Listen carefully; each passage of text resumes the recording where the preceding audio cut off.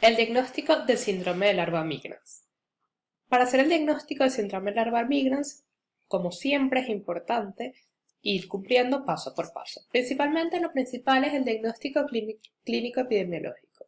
En pacientes, en niños, en edades entre los 10 y 13 años, ubican según si es para sospecha una larva migrans visceral o una larva migrans ocular, con las características clínicas de cada una de ellas, con antecedentes de jugar en parques, jugar con tierra, comer tierra, tener cachorros, tener jardín en casa, jugar en parques públicos. Deben ir yendo poco a poco en su línea de pensamiento de diagnósticos incluir el síndrome de Larva migrans. Posteriormente pasamos a hacer los paraclínicos. Lo más sencillo, una hematología completa donde vamos a evidenciar, en los casos de síndrome de Larva migrans, una leucocitosis con eosinofilia que puede ir del 20 al 90% y una disminución de la relación albúmina-globulina, principalmente en el caso del síndrome de Larva migrans visceral hepática. Imagenológico, según el órgano donde tengamos las manifestaciones clínicas, haremos o indicaremos el diagnóstico de imagen que nos permita observar el órgano en cuestión.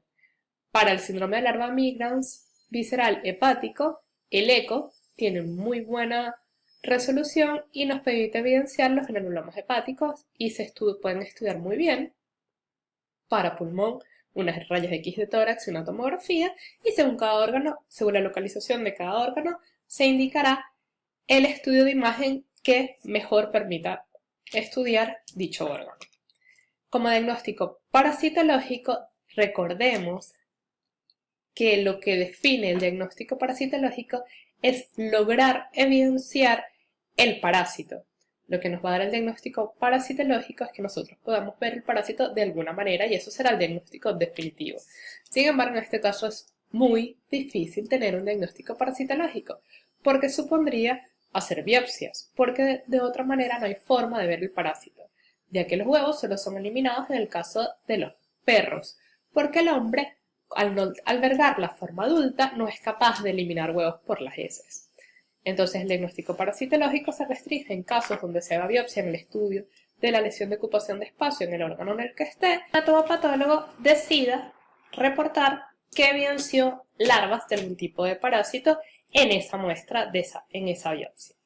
Entonces, ¿qué es lo que comúnmente hacemos para diagnosticar síndrome de Larva migrans visceral u ocular? Diagnóstico inmunológico. El diagnóstico inmunológico nos va a permitir medir la respuesta del hombre ante la presencia de ese parásito.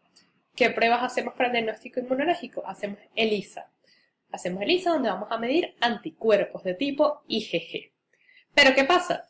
Si la infección fue hace mucho tiempo o si la infección es reciente, ese ELISA IgG nos va a dar igualmente positivo. Si nosotros queremos diagnosticar un síndrome de Larva migrans de reciente aparición, nosotros debemos hacer un ELISA avidez.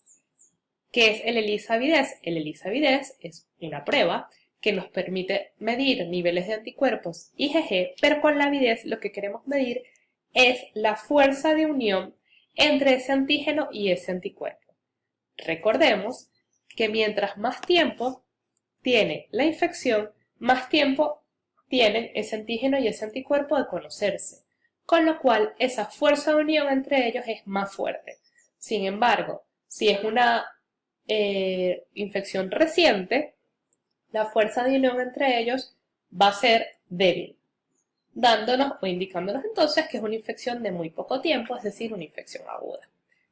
Cuando al ELISA avidez no nos reportan por debajo del 30%, entonces hablamos que esa fuerza de unión entre el antígeno y el anticuerpo es muy poquita, es decir, es una infección reciente, es una infección aguda.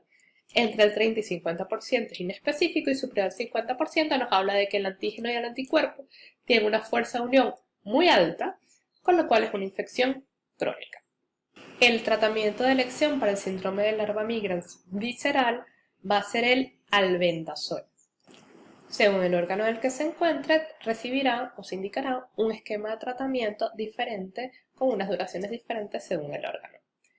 Para el síndrome de larva migrans ocular, casi siempre la resolución es quirúrgica y pasa por la eliminación de la larva del helo. Aquí al final les dejo un cuadro resumen donde podrán encontrar las características más llamativas del Toxocaracaris icati, la morfología de sus formas evolutivas, el ciclo de vida, el mecanismo de transmisión, los reservorios, la patogenia, el cuadro clínico, el diagnóstico diferencial, diagnóstico de laboratorio y el tratamiento. Recuerden, para cualquier duda o cualquier pregunta o cualquier consulta, escribir a los correos ya sea el de la cátedra parasitologiaraseti@gmail.com o al mío personal astridborrego@gmail.com. Muchas gracias.